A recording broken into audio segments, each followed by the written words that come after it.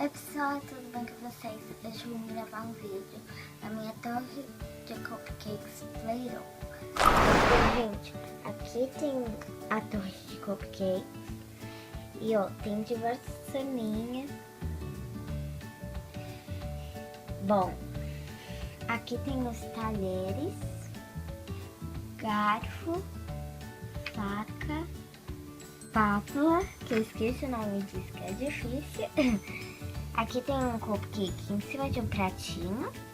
Aqui tem uma bolachinha em cima, um pratinho com docinhos. Aqui tem a forminha de fazer cupcakes.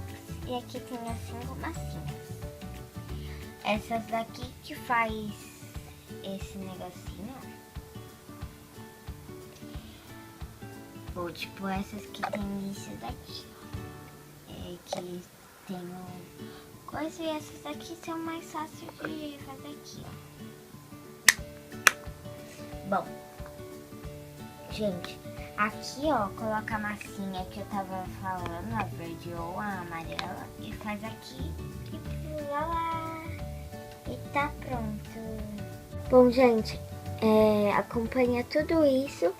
E é super legal e vale a pena.